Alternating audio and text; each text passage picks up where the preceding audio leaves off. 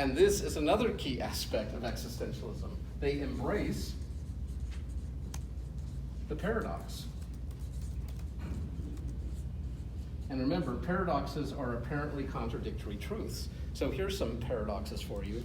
And see, for an Aristotelian black or white, either or mind, paradoxes means one of them is wrong.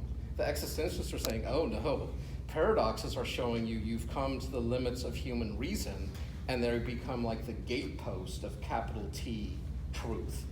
So whenever I run into paradoxes, I just get giddy with excitement because I'm like, I'm getting close to the end, because my reason can no longer do the dialectic, and they just create these like a portal, and that's what I want to go through.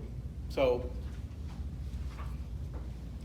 let's look at some of the paradoxes about being authentic. In order to truly live, one must die.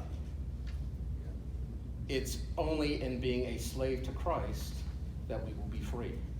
We are insignificant little specks in the cosmos, and yet we're of infinite value and importance because we are made in the image of God. Wow. Those are all massive paradoxes. And instead of, like Aristotle or certain theologians who want it to be logical and rational, they will pick one side. Like, let's take the sovereignty free will issue, right? We have the Arminians saying, oh no, it has to be free will, and the Reform or Calvinists saying, no, it has to be sovereignty, we can't diminish God. But if the scriptures teach both,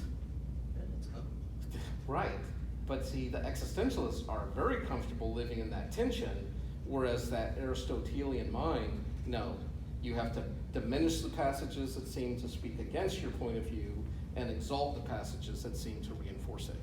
But to me, that's a very poor hermeneutic.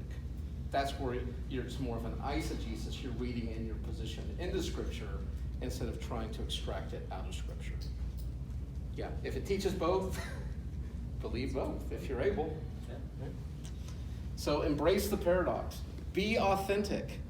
Think about how much that resonates with your generation, how much you have been affected by this. You know how put off you are by fake people. I just can't even handle it. Even for minutes, I just get agitated in my spirit.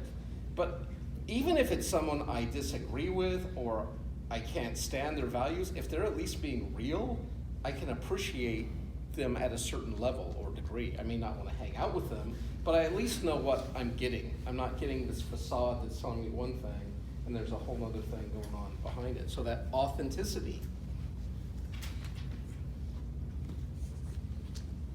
The problem is, in our culture, the whole point of enculturation or indoctrination is to take away your individuality, your authenticity, and try to conform you into this mental mindset, this construct. And I don't care if that's your elementary school or your Christian college or your church or your political party, they're all trying to get you to buy in, and then every time you go to a rally or a service or whatever, it's like a reinforcement, right? It's like this biofeedback loop where people are reinforcing that worldview or that perspective, trying to get you. And if you dissent, people will try to get you back in line or tell you, why don't you go find another place to be, because you're not thinking right. There's something wrong in your head. Young women, how many expectations or limitations are put on you simply because of your gender in our culture?